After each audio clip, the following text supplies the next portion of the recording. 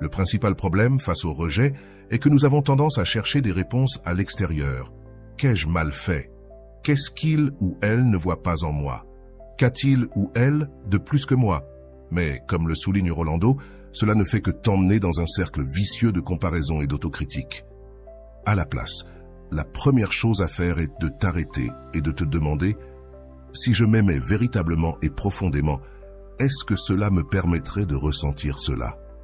C'est un exercice que Rolando utilise et qui a transformé des vies. Toi qui es ici à la recherche de réponses, tu dois écouter ceci. Accepter que quelqu'un ne t'aime pas peut être l'un des défis les plus douloureux de la vie. Cette vidéo ne sera pas comme les autres. Il ne s'agit pas de consolation vide ni de phrases clichés. Ici, tu trouveras des outils réels, profonds et transformateurs qui changeront ta perspective. Et, ce qui est le plus important, ta relation avec toi-même. Nous allons explorer pourquoi il est si douloureux lorsque quelqu'un ne répond pas à tes sentiments, ce que signifie vraiment l'amour-propre et comment tu peux utiliser cette expérience pour sortir plus fort, plus sûr de qui tu es et plus préparé pour ce que la vie a réservé pour toi. Donc, si tu es prêt, rejoins-moi, car ceci est bien plus qu'une vidéo. C'est un voyage vers ta libération émotionnelle. Reste attentif, car ce que je vais partager avec toi pourrait être un avant et un après dans ta vie. Ce que tu obtiendras à la fin de cette vidéo ne sera pas seulement de la clarté sur comment surmonter cette douleur, mais aussi un plan concret pour te reconstruire et retrouver un sentiment de plénitude. Je te promets que tu ressortiras avec des outils qui non seulement allégeraient ta souffrance actuelle, mais qui feront de toi une personne plus forte et authentique. Je vais te montrer comment transformer ce moment de rejet en le début de la relation la plus importante de ta vie, la relation avec toi-même. D'abord, je veux que tu comprennes quelque chose de crucial. Le rejet ne définit pas ta valeur. C'est quelque chose que Rolando Goicoechea explique avec brio dans ses enseignements. Peu importe combien de fois quelqu'un ne valorise pas ce que tu es, ce que tu as ou ce que tu donnes. Ce qui compte vraiment, c'est combien tu valorises tout cela en toi. C'est-à-dire que la perception que les autres ont de toi ne sera jamais plus importante que la perception que tu as de toi-même. Bienvenue sur Vision Stoïcienne.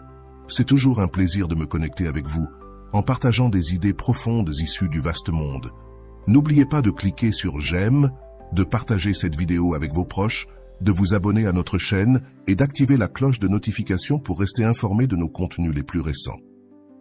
Chaque geste compte pour nous aider à faire grandir cette communauté dédiée à la sagesse et à l'épanouissement. Maintenant, je veux que tu prêtes attention car ceci est clé. Le rejet peut être une opportunité pour te découvrir toi-même. Nous ne sommes pas ici pour minimiser ta douleur, mais pour la transformer. Et cette transformation commence par un choix conscient de qui tu es et de qui tu veux être. Comme l'explique Rolando, ton amour-propre ne dépend pas de celui qui t'accepte ou te rejette. Il dépend de la manière dont tu choisis de t'accepter et de te valoriser chaque jour. Le prochain pas sera de plonger plus profondément dans comment appliquer cela dans ta vie. Mais avant cela, je veux que tu interagisses dans les commentaires. Qu'est-ce que l'amour-propre signifie pour toi? Laisse-le en bas et continuons à construire ensemble cette conversation transformante. Accepter que quelqu'un ne t'aime pas, c'est faire face à l'une des blessures les plus profondes de l'être humain. Le rejet nous fait mal car il touche des cordes sensibles liées à notre estime de soi et à notre désir d'appartenir. Quelque chose d'inhérent à notre nature. Mais au lieu de le voir comme un coup définitif, nous pouvons utiliser cette expérience comme une opportunité de redécouvrir et de renforcer notre relation avec nous-mêmes. Ce processus peut sembler compliqué, mais les enseignements de grands psychologues comme Jung, Walter Rizzo et Rolando offrent clarté et espoir. Carl Jung disait souvent que l'acceptation de soi est l'essence de tout le problème moral et le fondement de toute guérison. Selon lui, la douleur que nous ressentons face au rejet ne vient pas vraiment de l'autre personne, mais d'une déconnexion avec notre propre être. Lorsque quelqu'un rejette ce que nous sommes, ce qui est réellement confronté, c'est notre relation avec nous-mêmes. C'est pourquoi l'autoconnaissance devient un pilier fondamental pour guérir. Tu ne peux pas accepter le rejet de quelqu'un d'autre si tu n'acceptes pas d'abord qui tu es réellement. Rolando Goicoechea, en revanche, va encore plus loin en introduisant une question essentielle que tu peux utiliser comme guide dans ces moments. Si je m'aimais véritablement et profondément, Est-ce que cela me permettrait de ressentir cela? Cette question n'est pas simplement un exercice intellectuel, c'est un outil puissant qui t'invite à prendre le contrôle de tes émotions et à décider consciemment de ce qui mérite ton énergie. Selon Rolando, lorsque tu fais face au rejet, la plus grande erreur est de te laisser emporter par la narration du manque. Au lieu de penser que tu n'es pas assez bien, utilise cette question pour te rappeler que ta valeur ne dépend de l'approbation de personne. Le psychologue Walter Rizzo, dans son ouvrage « Aimer ou dépendre », souligne que mendier de l'amour est l'une des conduites les plus destructrices que nous puissions avoir. Pour Rizzo, accepter que quelqu'un ne t'aime pas n'est pas se résigner à la perte, mais un acte de dignité. Ne demande à personne de te donner ce qu'il ou elle n'est pas prêt à te donner. Ces affirmations et enseignements soulignent que l'amour authentique ne doit jamais être une transaction, mais une véritable connexion qui naît du respect mutuel. Rolando complète cela, une idée avec une métaphore que tu ne peux pas oublier. Tu es cette Ferrari que tu as tant rêvé d'avoir. Comment en prendras-tu soin? Laisserais-tu qu'il s'oxyde ou le maintiendrais-tu dans son meilleur état? Fais de même avec toi-même, investis dans ton développement, ton bien-être et ton bonheur. Cette perspective transforme la façon dont tu te vois. Il ne s'agit pas d'arrogance, mais de reconnaître ta valeur intrinsèque et d'agir en conséquence. Le rejet réveille également d'anciennes blessures, souvent liées à notre enfance. John Bowlby, créateur de la théorie de l'attachement, a démontré que nos premières expériences façonnent la manière dont nous faisons face au rejet dans la vie adulte. Si tu as grandi en te sentant rejeté ou négligé, il est probable que la douleur actuelle réactive ces blessures. Cependant, Rolando propose une vision pleine d'espoir. Même si tu as eu une enfance difficile, tu as le pouvoir de réécrire ton histoire. Fais-le un jour à la fois. C'est là que joue un outil pratique que Rolando recommande, le mantra. Répéter des phrases comme « je m'aime » peut paraître simple, mais cela a un impact profond sur notre esprit. Cette pratique quotidienne, bien que simple, peut reprogrammer ton cerveau pour te concentrer sur ta valeur intrinsèque, pas sur la perception des autres. C'est un rappel constant que ton amour-propre ne dépend pas des circonstances externes. Erich Fromm, dans L'Art d'aimer, affirmait que l'amour n'est pas une émotion passive, mais un acte de volonté. Fromm expliquait qu'accepter que quelqu'un ne t'aime pas ne signifie pas échouer en amour, mais honorer l'authenticité de cette connexion. Pour lui, le véritable défi réside dans l'apprentissage de l'amour de soi, avec la même dévotion avec laquelle tu attends d'être aimé par les autres. Rolando pousse cette idée un peu plus loin en parlant de l'amour-propre suprême. Selon lui, ce niveau d'amour-propre ne se limite pas à des affirmations superficielles, mais constitue une décision quotidienne de choisir ce qui te nourrit, ce qui te pousse et ce qui te guérit. L'amour-propre suprême est la base solide à partir de laquelle tu peux construire une vie pleine et authentique. Lorsqu'on fait face au rejet, il est courant de tomber dans l'habitude destructrice de se comparer aux autres. Leon Festinger, créateur de la théorie de la comparaison sociale, a expliqué pourquoi nous avons cette tendance, particulièrement dans les moments de vulnérabilité. Cependant, Rolando défie cette narration en affirmant que, au lieu de te demander ce que l'autre a que toi tu n'as pas, demande-toi ce que tu possèdes que personne d'autre n'a. Construis à partir de là. Accepter que quelqu'un ne t'aime pas implique aussi d'apprendre à gérer tes émotions de manière saine.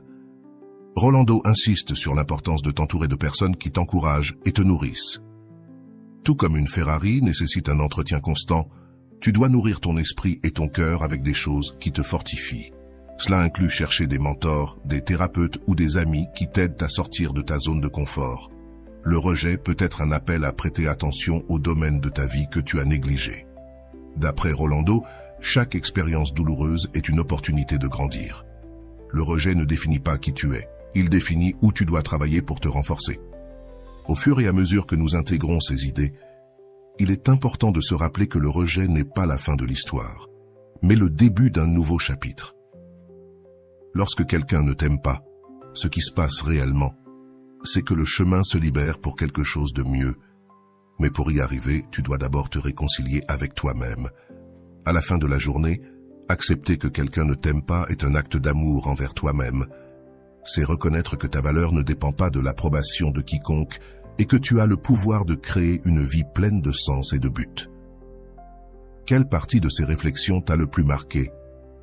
Laisse-le dans les commentaires car je veux que cette conversation soit aussi transformative que le contenu que tu es en train de regarder. Accepter que quelqu'un ne t'aime pas n'est pas seulement un défi émotionnel, c'est aussi une opportunité de grandir et de construire une relation plus solide avec toi-même. Dans cette partie, nous explorerons des idées profondément transformantes, avec un focus particulier sur les apports de Rolando Goycochea. Nous allons décortiquer des outils concrets qui non seulement t'aideront à accepter le rejet, mais te permettront aussi de redécouvrir ta valeur et de transformer cette expérience en un tremplin pour le développement personnel. Rolando Goycochea a une vision puissante de la manière d'aborder les moments difficiles dans notre vie émotionnelle. L'un de ses principes fondamentaux est le concept de l'amour propre suprême, qu'il décrit comme la capacité de rester ferme dans ta valeur, même lorsque le monde semble s'effondrer autour de toi. Selon Rolando, l'amour propre suprême ne consiste pas à se regarder dans le miroir et à répéter des affirmations vides, mais à se choisir chaque jour, même lorsque l'on se sent moins bien. Cette distinction est cruciale pour comprendre comment nous pouvons nous reconstruire après un rejet. L'une des méthodes que Rolando propose pour gérer le rejet est la pratique de l'entretien intérieur. Il compare notre relation avec nous-mêmes à l'entretien que l'on accorde à une voiture de luxe. Comment entretiens-tu une Ferrari? Tu ne la laisses pas rouiller, n'est-ce pas? Tu l'amènes chez le meilleur mécanicien, tu la gardes propre et tu la conduis avec soin. C'est ainsi que tu dois te traiter toi-même. Tu es cette Ferrari. Cette métaphore est un appel à investir dans ton bien-être émotionnel, physique et mental comme une priorité, pas comme une option. Mais alors, qu'en est-il de la douleur du rejet? Rolando introduit une question transformante que nous avons déjà mentionnée, mais qui mérite d'être explorée plus en profondeur. Si je m'aimais véritablement et profondément, est-ce que cela me permettrait de ressentir cela? Cette question agit comme un filtre qui t'aide à évaluer quelles pensées, émotions et actions sont cohérents avec l'amour-propre. Par exemple, si tu ressens la tentation de consulter les réseaux sociaux de ton ex, demande-toi si cela te bénéficie réellement. La réponse sera presque toujours non. Erich Fromm apporte également une perspective intéressante sur ce sujet. Dans L'Art d'aimer, Fromm explique que l'amour véritable commence par le respect, et ce respect ne doit pas seulement être dirigé vers les autres, mais aussi vers soi-même. Selon Fromm, accepter le rejet ne signifie pas se résigner, mais avoir le courage de dire « je mérite quelque chose de plus authentique ».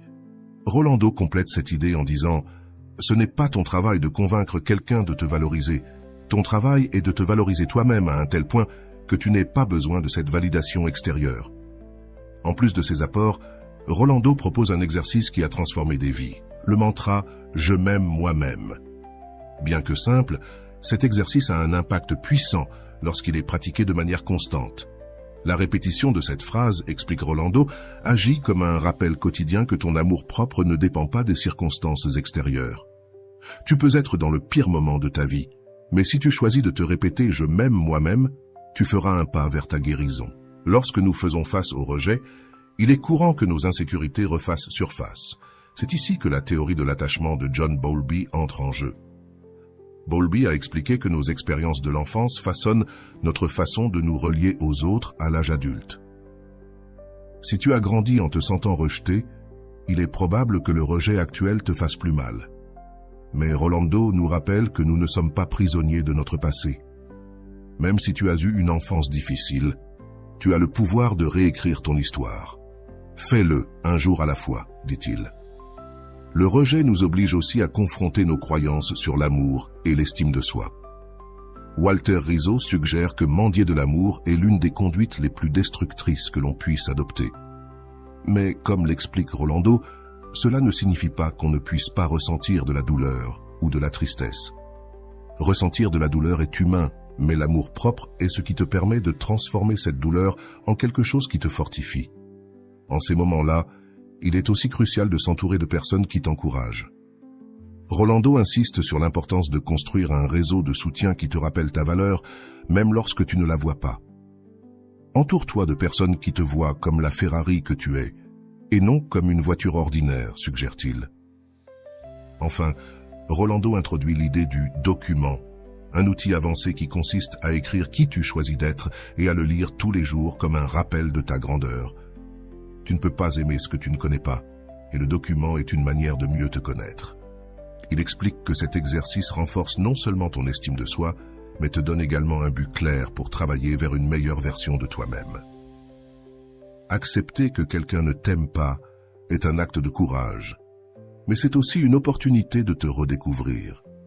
Ces outils et réflexions ne t'aideront pas seulement à gérer la douleur du rejet, mais te donneront aussi le pouvoir de transformer cette expérience en une plateforme pour ta croissance. Mais maintenant, j'aimerais t'écouter. Quel outil ou quelle réflexion te semble le plus utile pour ton processus? Laisse-le dans les commentaires, car ta perspective pourrait inspirer d'autres personnes qui traversent la même chose. Parlons-en. Accepter que quelqu'un ne t'aime pas est l'une des expériences émotionnelles les plus complexes que nous puissions affronter. Cette douleur ne vient pas seulement du rejet en soi, mais des nombreuses couches de signification que nous donnons à cette perte. Ce n'est pas simplement que quelqu'un ne nous dise pas que cela n'affecte pas des blessures anciennes, des croyances profondes sur l'amour et, dans de nombreux cas, notre perception de notre valeur personnelle. Pourquoi est-ce si difficile de lâcher prise? Ici, nous explorerons les bases psychologiques qui expliquent ce phénomène tout en intégrant des outils pratiques pour vous aider à surmonter cet obstacle émotionnel. L'une des principales raisons pour lesquelles nous avons du mal à lâcher prise est ce que les psychologues appellent l'investissement émotionnel.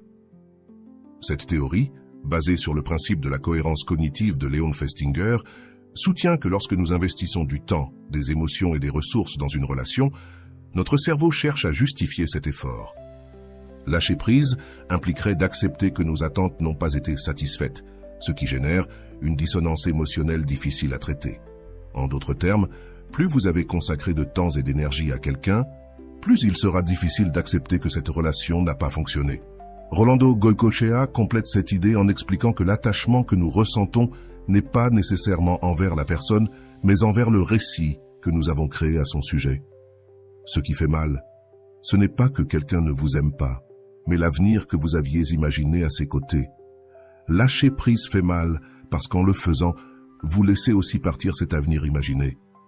Cette approche vous aide à séparer l'attachement des attentes, vous donnant ainsi la clarté pour avancer. Un autre concept pertinent est celui de la dépendance aux liens émotionnels, exploré par la psychologue Hanan Faizer. Faizer a découvert que les connexions romantiques activent des zones du cerveau liées à la récompense, les mêmes qui réagissent à des substances comme la nicotine ou la cocaïne. C'est pourquoi, lorsqu'une relation se termine, nous ressentons quelque chose de similaire à un syndrome de sevrage. Cette réaction chimique peut faire en sorte que, rationnellement, nous sachions que nous devons lâcher prise. Mais émotionnellement, nous nous sentons incapables de le faire. L'approche de Rolando Goycochea est ici cruciale. Il suggère que, plutôt que de résister à la douleur, vous l'affrontez de manière consciente. Vous ne pouvez pas guérir ce que vous n'êtes pas prêt à ressentir. La douleur n'est pas votre ennemi, c'est votre enseignante. Permettez-vous de la ressentir, mais ne restez pas bloqué dans celle-ci. Utilisez cette douleur comme une boussole qui vous montre les domaines qui nécessitent plus d'amour et de soins. Du point de vue de John Bowlby et de la théorie de l'attachement, nos expériences précoces jouent également un rôle important dans notre difficulté à lâcher prise. Si, étant enfant, nous avons vécu l'abandon ou le rejet, il est probable que ces blessures se réactivent lorsque nous faisons face au rejet dans la vie adulte. Cela ne signifie pas que vous êtes destiné à souffrir, mais que vous avez une occasion de réécrire ces récits.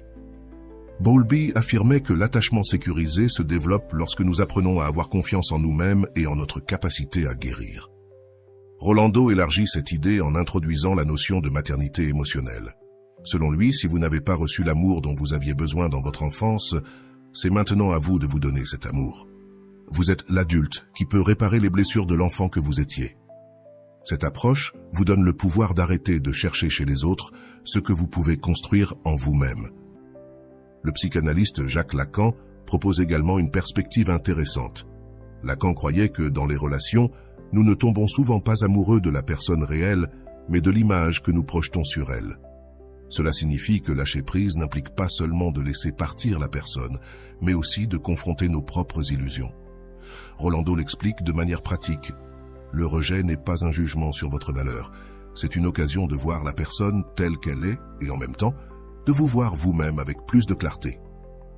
Un concept que nous oublions souvent est la tendance humaine à éviter le vide émotionnel. Selon Viktor Frankl, auteur de L'homme en quête de sens, les êtres humains ont besoin d'un but pour aller de l'avant. Lorsqu'une relation se termine, surtout si elle était significative, nous faisons face à un vide qui peut sembler insupportable. Ce vide est ce qui nous pousse à nous accrocher, même lorsque nous savons que lâcher prise est la meilleure chose à faire. Mais, comme le dit Rolando, le vide n'est pas quelque chose que vous devez remplir précipitamment. C'est un espace sacré où vous pouvez redécouvrir qui vous êtes et ce que vous voulez vraiment.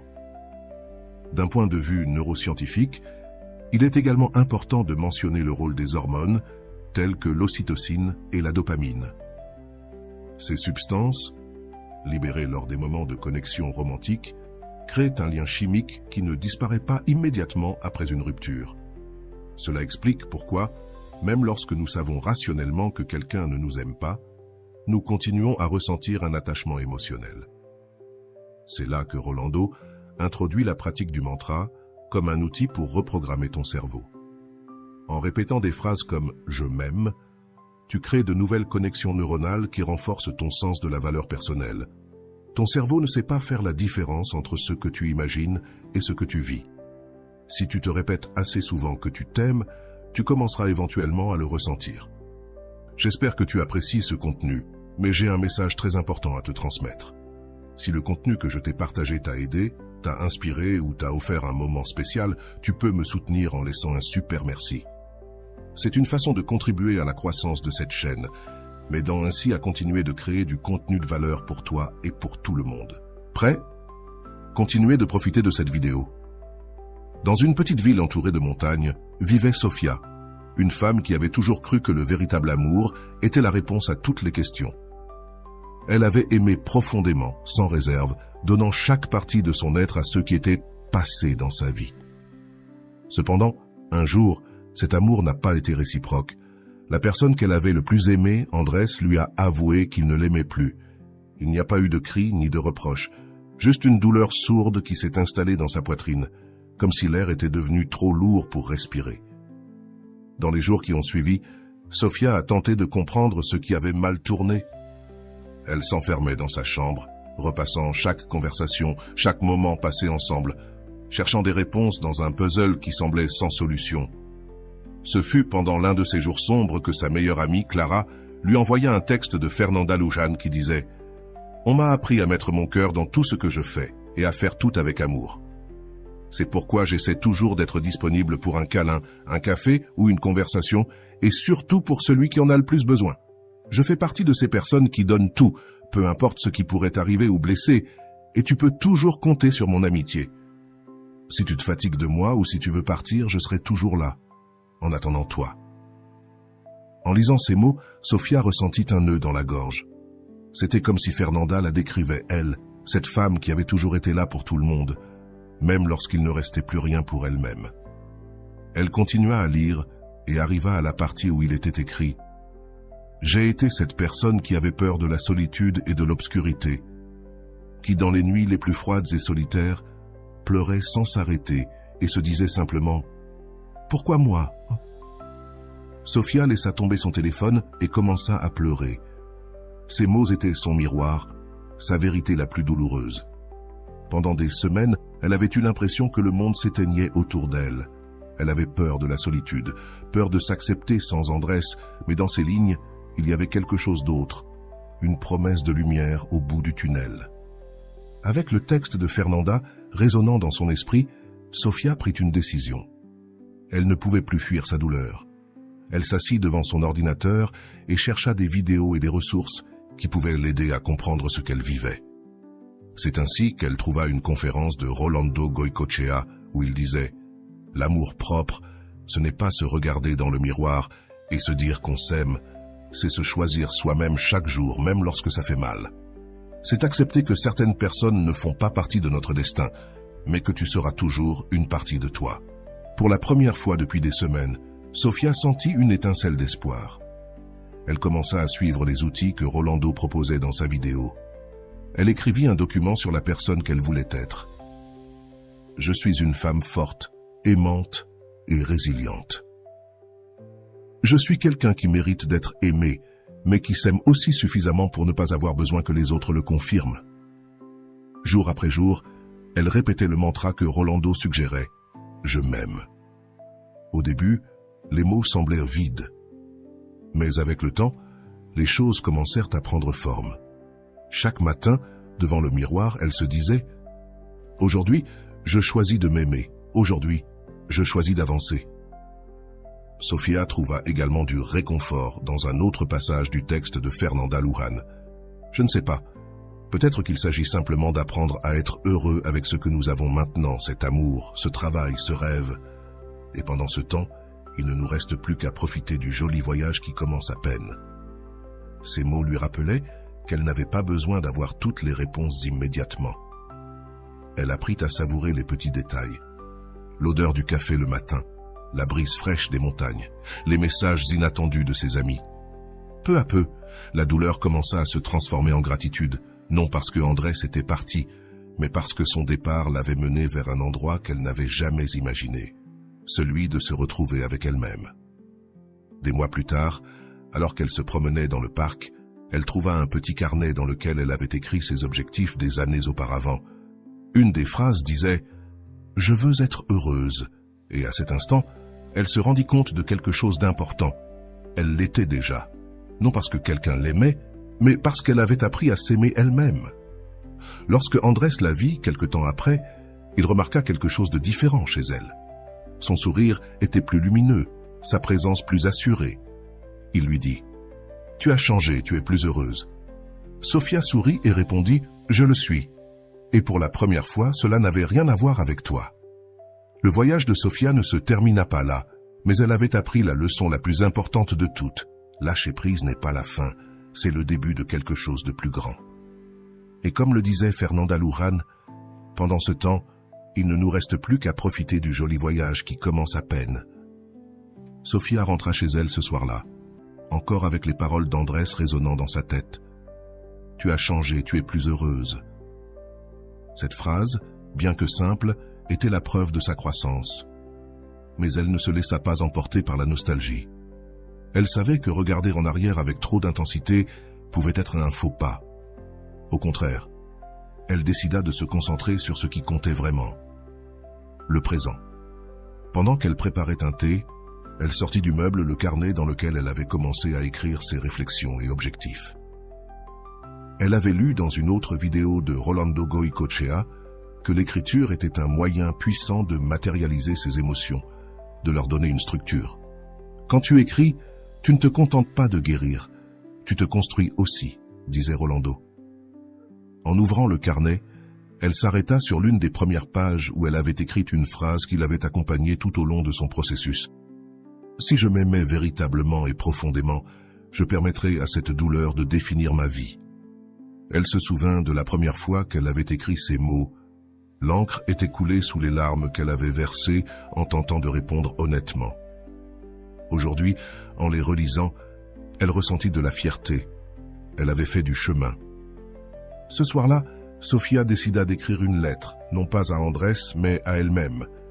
C'était un exercice qu'elle avait appris dans les vidéos de Rolando, qui, selon lui, était l'une des façons les plus transformatrices de se réconcilier avec le passé. La lettre disait « Chère Sofia, je sais que cette période a été difficile. Tu t'es retrouvée face à l'une de tes plus grandes peurs, la solitude. Mais je veux que tu saches que je suis fier de toi, fier parce que tu as choisi le chemin le plus difficile, celui de t'aimer toi-même, fier parce qu'en dépit de la douleur, tu t'es relevé. Tu as compris que tu n'as pas besoin que quelqu'un d'autre te valide pour te sentir complète. Continue d'avancer. L'avenir que tu imagines commence avec les décisions que tu prends aujourd'hui. » Lorsqu'elle eut terminé d'écrire, elle ressentit une légèreté qu'elle n'avait pas éprouvée depuis longtemps. Cette lettre n'était pas seulement un exercice thérapeutique, c'était une déclaration d'intention, un rappel que sa priorité, c'était elle-même. Au fil des jours, Sofia commença à voir de petits changements dans sa vie. Elle sortait plus souvent se promener, quelque chose qui lui semblait insignifiant avant, mais qui était devenu un rituel pour vider son esprit. Elle retrouva aussi sa passion pour la peinture, une activité qu'elle avait mise de côté pendant sa relation avec Andrés. Chaque coup de pinceau était un acte de réaffirmation, une manière de se reconnecter avec celle qu'elle était avant de se perdre dans la relation. Lors d'une de ses promenades, elle rencontra une femme plus âgée qui peignait un paysage dans le parc. Son nom était Elena, et elle devint rapidement une sorte de mentor pour Sofia. Elena lui dit quelque chose qui resta gravé dans son esprit. L'art, tout comme la vie, n'a pas besoin d'être parfait. Il doit seulement être honnête. Sofia et Elena commencèrent à se rencontrer régulièrement, partageant des histoires, des rires et des réflexions sur la vie. Elena avait perdu son mari des années auparavant et avait trouvé dans l'art une façon de guérir. « La solitude n'est pas ton ennemi, ma chère, » lui dit-elle un jour. « C'est une maîtresse, et si tu apprends à l'écouter, tu découvriras des choses sur toi-même que tu n'avais jamais imaginées. » Ces paroles résonnèrent profondément en Sofia. Pour la première fois, elle cessa d'avoir peur de la solitude. Elle commença à la voir comme un espace sacré, un endroit où elle pouvait s'écouter elle-même sans les distractions du monde extérieur. Mais le processus n'était pas linéaire. Il y eut des jours où le poids du passé la rattrapait, des jours où elle se demandait si elle avait pris les bonnes décisions. Dans ces moments-là, elle se réfugiait dans les mots de Fernanda Luján. « J'ai été cette personne qui avait peur de la solitude et de l'obscurité, mais maintenant je suis sûre que mon tour pour être heureuse viendra bientôt. » Cette phrase était une encre pour Sofia, un rappel qu'elle était dans un voyage, pas une course. Elle apprit à être patiente avec elle-même, à célébrer les petites victoires et à ne pas se punir pour les jours difficiles. Un jour, alors qu'elle rangeait son appartement, elle trouva une boîte avec des souvenirs de sa relation avec Andrés. Au début, elle ressentit une piqûre de nostalgie, mais au lieu de s'accrocher à ces objets, elle décida qu'il était temps de les laisser partir. Elle posa la boîte près de la porte d'entrée et avec un sourire calme la transporta dans un centre de dons. Ce geste, bien que simple, symbolisait sa décision d'aller de l'avant. Plus tard, Sofia commença à écrire un blog inspiré par son processus de guérison. Elle y partageait des réflexions, des exercices et des extraits de textes qui l'avaient aidée, y compris ceux de Fernanda Luján et Rolando Goicoechea. Son blog devint un espace où d'autres personnes confrontées à des situations similaires trouvaient réconfort et motivation. Dans l'un de ses articles, elle écrit « Accepter que quelqu'un ne t'aime pas ne signifie pas que tu n'es pas digne d'amour. Cela signifie simplement que cette personne ne faisait pas partie de ton chemin et cela, c'est bien. L'important est de ne jamais cesser de faire partie de ton propre chemin. » Avec le temps, le blog gagna en popularité et Sofia reçut des messages de personnes la remerciant de partager son histoire. Ce qui avait commencé comme une façon de traiter sa douleur devint une communauté de soutien et de croissance. Une après-midi, en consultant les commentaires de son blog, elle reçoit un message d'Elena. « Ma chère, je suis heureuse de voir comment tu t'épanouis. Tu es un exemple que l'amour de soi est la base de tout. Continue ainsi, ma chère, le monde a besoin de plus de personnes comme toi. » Ce message fut un autre rappel de la manière dont sa vie avait changé. Sofia n'était plus la femme qui dépendait de l'approbation des autres pour se sentir complète. Elle avait appris à s'aimer, à célébrer ses victoires et à trouver la beauté dans les petits moments. L'histoire de Sofia n'était pas parfaite, mais elle était honnête, comme Elena lui avait appris, et en ce sens, elle suffisait. Chaque pas qu'elle faisait était un acte d'amour envers elle-même, un rappel que son bonheur ne dépendait de personne d'autre qu'elle-même. Bien que le chemin ne fût pas toujours facile, Sofia avait appris quelque chose de précieux. Le rejet n'était pas une fin, mais un commencement. Alors qu'elle marchait dans le parc avec le soleil brillant à travers les feuilles, elle sut avec certitude qu'elle était exactement là où elle devait être. Sofia avait parcouru un long chemin dans son processus de guérison, mais cela ne l'empêchait pas d'avoir des jours difficiles. Elle avait appris que la croissance n'était pas une ligne droite, mais des montagnes russes d'émotions. Parfois, en se promenant dans le parc, elle se souvenait des moments heureux passés avec Andrés, et une petite partie d'elle ressentait de la nostalgie. Cependant, ce n'était plus la nostalgie de quelqu'un qui s'accroche, mais celle de quelqu'un qui a appris à accepter le passé comme une partie importante de son histoire, mais pas comme son destin. Lors d'une de ses promenades, Sophia rencontra un couple qui se disputait violemment. Elle ne put s'empêcher de ressentir une douleur au cœur en voyant leurs mots se transformer en flèches, cherchant à se blesser mutuellement. Elle se rappela les moments où elle s'était elle-même sentie ainsi, incomprise, blessée, cherchant des réponses dans un océan de confusion. Mais maintenant elle comprend que ces situations étaient inévitables lorsque l'on n'a pas une base solide d'amour de soi. Inspirée par ce moment, elle retourna chez elle et écrivit un nouvel article pour son blog intitulé « L'amour qui ne te détruit pas commence par toi ». Dans cet article, elle partagea une réflexion profonde qu'elle avait apprise tout au long de son processus. Tu ne peux pas espérer construire une relation saine avec quelqu'un d'autre si tu n'as pas d'abord une relation saine avec toi-même. L'amour de soi n'est pas de l'égoïsme. C'est la racine à partir de laquelle toutes les autres connexions fleurissent. Cet article eut un impact inattendu. Des personnes venant de tous horizons commencèrent à partager leurs propres histoires, remerciant Sophia pour son honnêteté et pour avoir ouvert un espace où elle pouvait se sentir comprise. Pour Sophia, cet échange devient une source d'énergie et de but. Elle ne se voyait plus comme quelqu'un qui avait été rejeté, mais comme une femme qui avait transformé sa douleur en un outil d'aide pour les autres. Un jour, elle reçoit un message inattendu d'Andrés. Il était bref et direct. « J'ai lu ton blog. Je suis content que tu ailles bien. Je voulais te dire que je suis vraiment désolé pour la façon dont les choses se sont terminées. » Sophia lut le message plusieurs fois.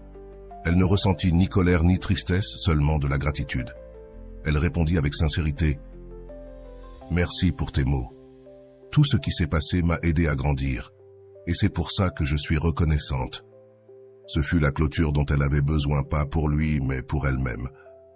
Avec le temps, Sophia se concentra davantage sur son art. Ses tableaux, remplis de couleurs vibrantes et de textures expressives, commencèrent à gagner en reconnaissance dans sa communauté.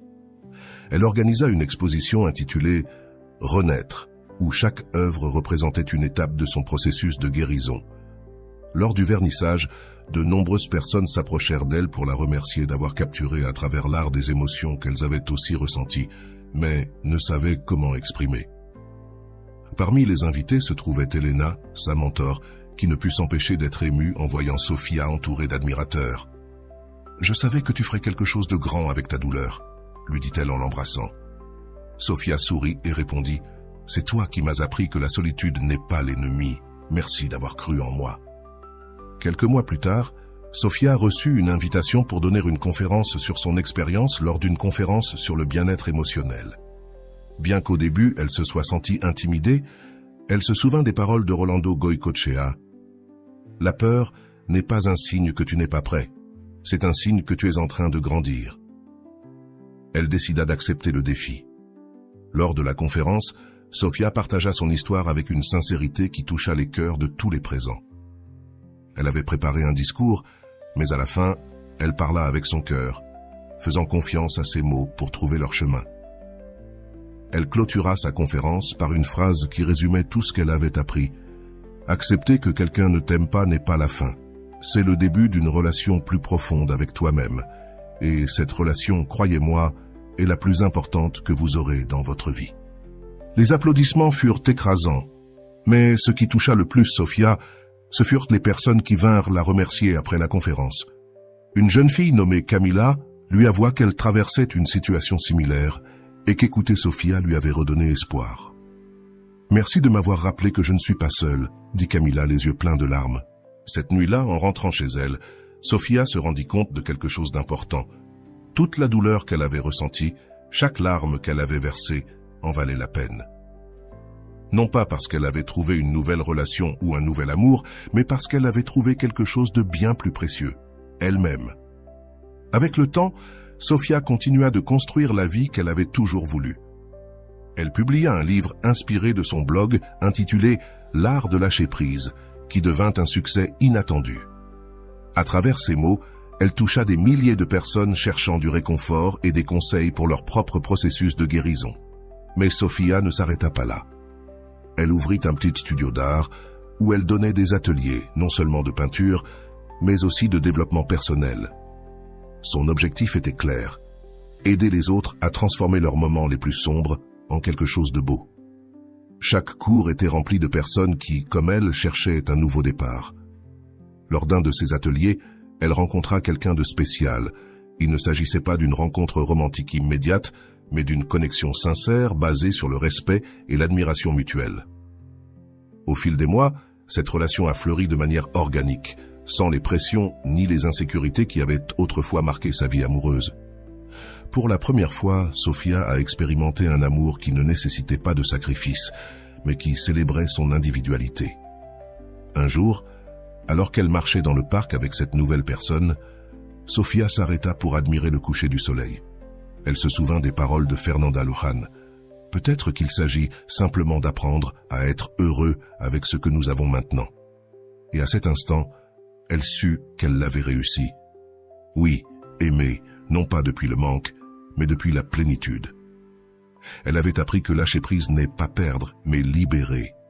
Et le plus important, elle avait appris que la relation la plus importante de sa vie était celle qu'elle entretenait avec elle-même. L'histoire de Sofia n'est pas seulement un récit de transformation personnelle, mais un exemple universel de comment le rejet, bien que douloureux, peut devenir un outil de croissance. Dans cette analyse, nous décomposerons chaque événement clé de l'histoire pour comprendre comment Sofia a réussi à affronter ses peurs, surmonter le rejet et enfin redécouvrir sa valeur intrinsèque. 1. L'impact du rejet initial. Le rejet d'Andrés fut le catalyseur qui amena Sofia à affronter une vérité inconfortable. Elle avait déposé une grande partie de sa valeur personnelle dans la validation d'une autre personne.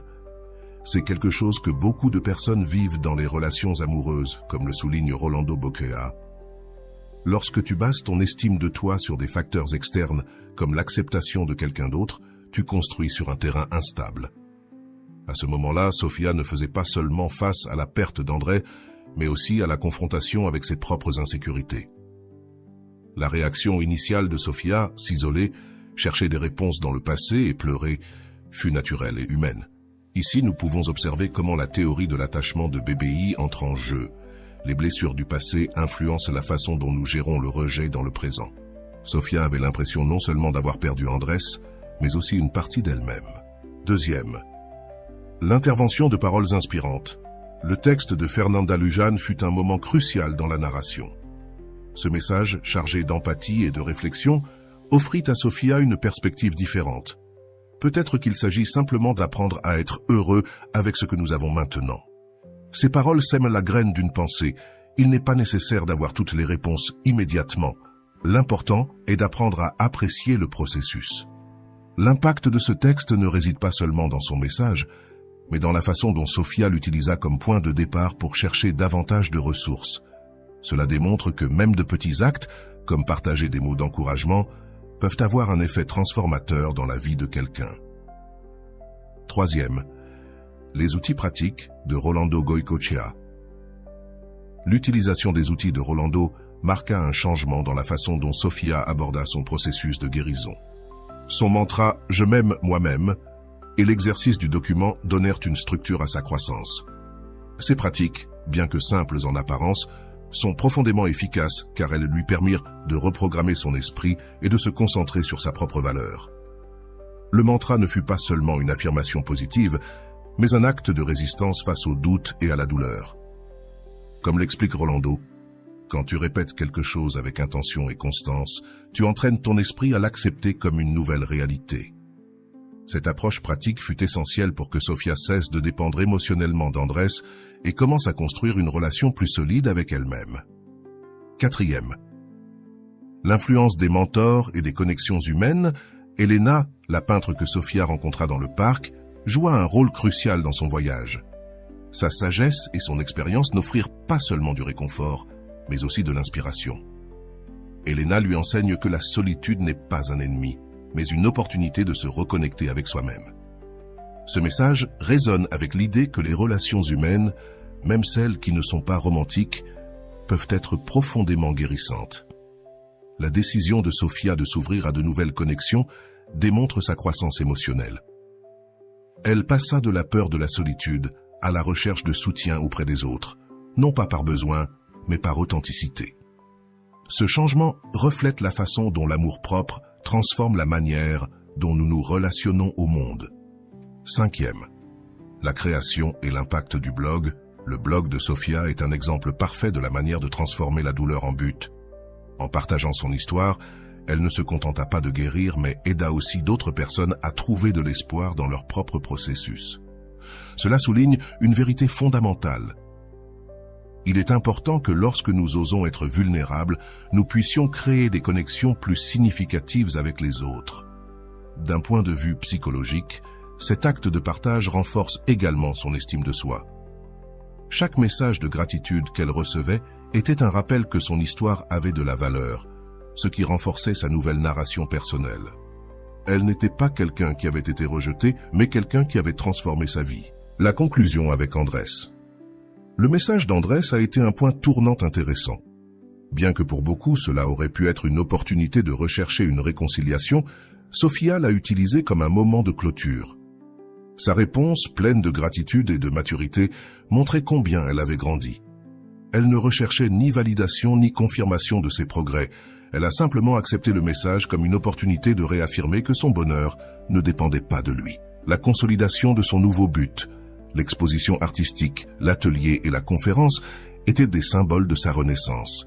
Chacune de ces expériences représentait un pas de plus vers son indépendance émotionnelle et sa capacité à inspirer les autres. Le succès de ces activités ne se mesurait pas en termes externes, comme le nombre de participants ou les éloges, mais en fonction de la manière dont elle renforçait sa relation avec elle-même. La rencontre avec Camila, la jeune fille qui s'est inspirée de sa conférence, a été un rappel que sa douleur avait un but plus grand. Ce moment a montré que les expériences peuvent devenir des outils puissants pour aider les autres. Conclusion de la narration. L'histoire de Sophia nous enseigne que le rejet n'est pas un reflet de notre valeur, mais une opportunité de redécouvrir qui nous sommes. Chaque décision qu'elle a prise, chercher de l'aide, pratiquer l'amour-propre, se reconnecter avec ses passions et partager son histoire, a été un acte de courage qui l'a mené à construire une vie plus pleine et authentique. En tant qu'audience, cette histoire nous fait réfléchir à nos propres expériences. Qu'avons-nous appris des moments où nous avons été rejetés? Comment avons-nous transformé cette douleur en quelque chose de significatif? Fais-moi savoir dans les commentaires comment cette histoire a résonné en toi et quelle partie de l'histoire de Sophia t'a le plus inspiré. Invitation finale à l'audience. Cet espace est conçu pour que tu interagisses, pour que tu partages tes pensées et émotions. Quelle leçon de cette histoire peux-tu appliquer dans ta vie? As-tu vécu quelque chose de similaire à ce que Sophia a traversé? Raconte-nous ton expérience, car ta voix peut aussi être une source d'inspiration pour d'autres lecteurs. Je t'attends dans les commentaires. Je veux m'adresser directement à toi, qui regarde ceci. Laisse-moi te poser une question. Pourquoi penses-tu qu'il est si difficile de laisser partir une relation qui ne te fait pas de bien? Prends un moment pour réfléchir à cela. Est-ce à cause du temps que tu as investi? Des promesses que tu as faites ou qu'on t'a faites?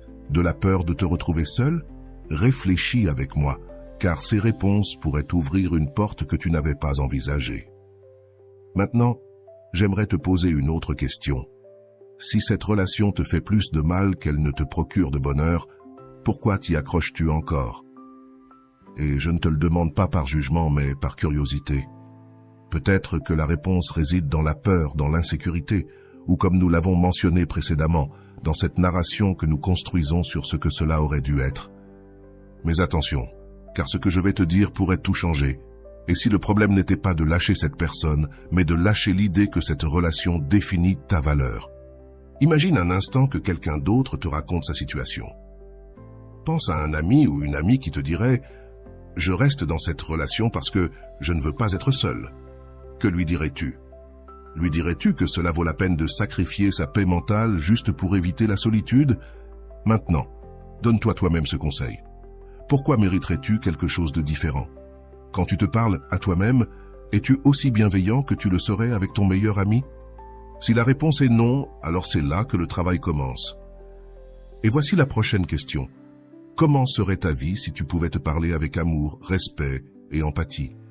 Imagine-toi te réveillant chaque jour avec la certitude que tu es suffisant, que tu n'as pas besoin de la validation de qui que ce soit pour te sentir complet.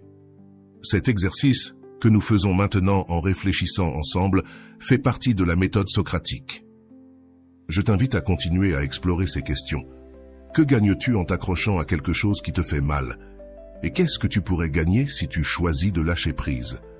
Si les réponses ne viennent pas immédiatement, c'est bien. Le simple fait de te poser des questions est déjà un acte de courage. Maintenant, je veux que tu penses à quelque chose qui te rend heureux, même si c'est petit. Peut-être qu'il s'agit d'un coucher de soleil, d'une chanson, d'une tasse de café. Comme disait Fernanda Louchan dans le texte que nous avons partagé précédemment, il s'agit peut-être simplement d'apprendre à être heureux avec ce que nous avons maintenant. Alors, qu'est-ce que c'est? Ce petit mais magnifique élément que tu as en ce moment et que tu peux apprécier. Écris-le dans les commentaires. Je veux te lire. Je veux savoir quelles petites choses remplissent ta vie de lumière, même dans les moments sombres. Je veux aussi que tu te poses cette question. Quelle histoire écris-tu sur ta vie en ce moment? Est-ce une histoire de souffrance et de stagnation ou est-ce une histoire de transformation et d'espoir? Et si l'histoire que tu écris ne te plaît pas, qu'est-ce que tu peux changer à partir d'aujourd'hui pour qu'elle soit différente? Parce que laisse-moi te dire quelque chose, tu as le pouvoir d'être le protagoniste d'une narration complètement nouvelle. Et voilà, j'espère que vous avez trouvé beaucoup de valeur dans cette vidéo. Merci d'être resté jusqu'à la fin de cette vidéo, j'adore quand vous faites ça. Si vous en voulez plus, vous pouvez écrire en commentaire « J'en veux encore plus ». J'espère vous revoir dans une autre vidéo.